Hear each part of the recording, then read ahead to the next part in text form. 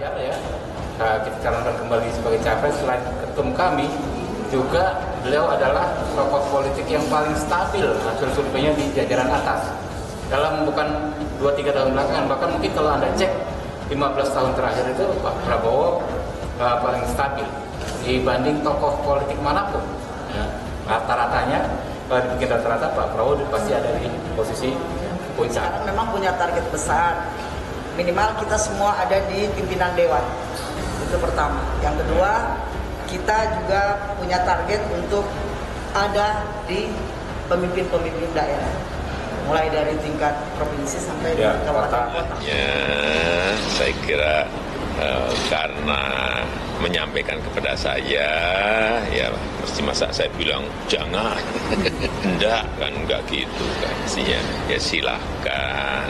Apa yang disampaikan oleh Pak Jokowi sebagai presiden ini juga merupakan satu hal yang menjadi penyemangat kita semuanya, kader-kader semuanya jadi semangat juga gitu kan, bahwa karena ini ya? Karena statement ini, jadi jangan karena kita ada dukungan, ada jatah ini terus kita diam-diam saja. Okay. Tapi kita tetap juga ini adalah penyemangat kita. Dari presiden ke presiden itu pasti ada gesrekan gitu ya. Apakah pada saat transfer of power ataupun pada saat masa jabatan berikutnya itu ada kerikil-kerikil lah. Nah, jadi presiden ini punya kepentingan untuk memastikan bahwa akan ada semua transfer of power dan juga melangsungkan kebijakannya yang berjalan, baik kebijakan infrastruktur, kebijakan ekonomi, kebijakan politiknya itu bergeser pindah ke periode yang akan datang. Kami di Jawa Barat adalah merupakan lumbung suara Pak Prabowo Subianto pada Pilpres yang lalu. Kemudian juga Gerindra di Jawa Barat juga memenangkan dalam pileknya, dan insya Allah melihat struktur kami yang sudah tertata dengan baik, maka kemudian saya kira kita tidak punya pilihan lain untuk kembali meminta Pak Prabowo Subianto sebagai calon presiden 2024. Saya kira dengan pengalaman yang lalu kita sudah cukup bercermin, dan insya Allah itu menjadi pengalaman kami yang lalu, dan insya Allah ini menjadi suatu cambuk bagi kami agar supaya Pak Prabowo nantinya menjadi betul presiden pada 2024 nanti.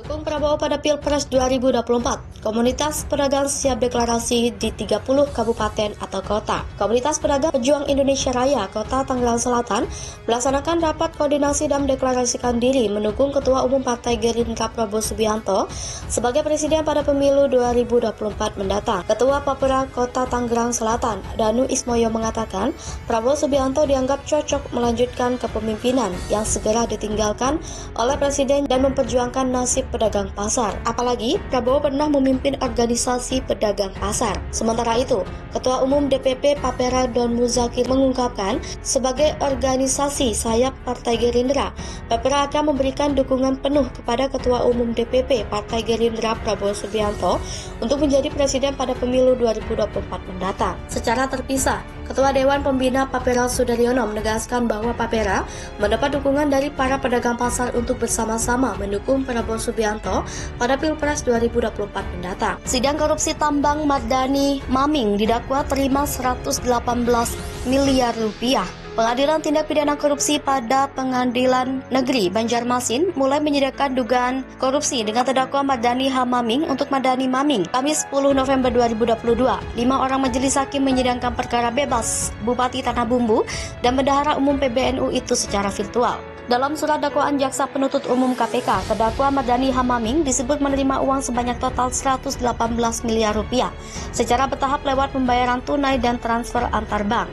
Penerimaan uang itu setelah Mardani H. Maming membantu peralihan IUP batubara dari PT Bangun Karya Pratama Lestari kepada PT Prolindo Cipta Nusantara pada medio 2011. Dugaan suap dan gratifikasi. Menurut Budi, terdakwa Mardani didakwa 2 pasal atas dugaan suap dan gratifikasi. Pasal 12 huruf B junto pasal 18 UU nomor 20 tahun 2001 tentang pemberantasan tindak pidana korupsi. Dakwaan kedua pasal 11 huruf B junto pasal 18 UU pemberantasan tindak pidana korupsi. Menurut dia, peralihan IUP ini melanggar ketentuan pasal 93 ayat 1 UU nomor 4 tahun 2009 tentang pertambangan mineral dan batu bara. Atas perbuatan itu, kata Budi, terdakwa Mardani Maming memiliki motif untuk membentuk dua perusahaan, PT PAR dan PT TSP. Lalu kedua perusahaan ini bekerjasama dengan perusahaan milik Henry Sutio, ex-direktur utama PT PCN. Henry Sutio telah meninggal dunia pada Juni 2021. Selain itu, perjanjian sempat diganti beberapa kali sehingga penerimaan uang selalu melalui PT TSP dan PT PAR. JPU KPK akan menghadirkan 43 saksi dan 3 orang ahli untuk menggali dugaan korupsi tersebut. KPK batal mengirim Mardani ke lapas kelas 2A Banjarmasin karena pihak lapas belum bisa menghadirkan Mardani Maming secara fisik di persidangan. Kasus yang menjerat terdakwa Mardani Hamaming, ex-Bupati Tanah Bumbu, sebagai pengembangan atas kasus terpidana ex-Kepala Dinas Pertambangan dan Energi Tanah Bumbu, Dwi Jono Potro Hadi Sutopo. Mardani mengenalkan Dwi Jono kepada Henry Sutio di Hotel Kempinski, Jakarta pada 2011.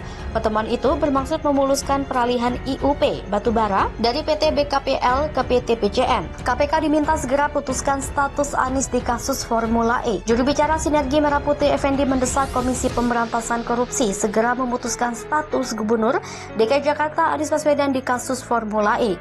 Dia menilai belakangan ada upaya dari pihak tertentu melindungi Anies dalam kasus dugaan korupsi Formula E. Salah satunya dengan menjadikan Gubernur DKI itu bakal calon presiden. Oleh karena itu, Sinergi Merah Putih menyampaikan 3 tuntutan terhadap KPK. Pertama, segera meningkatkan status kasus Formula dari penyelidikan ke penyidikan.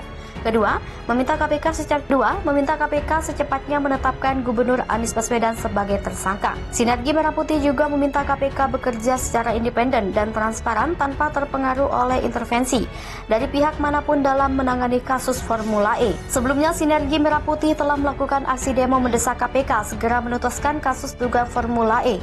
Koordinator lapangan Sinergi Merah Putih Marlin Bato menilai lembaga yang dipimpin Firly Bahuri belakangan melempem mengusut kasus-kasus besar, termasuk Formula E yang diduga merugikan keuangan negara.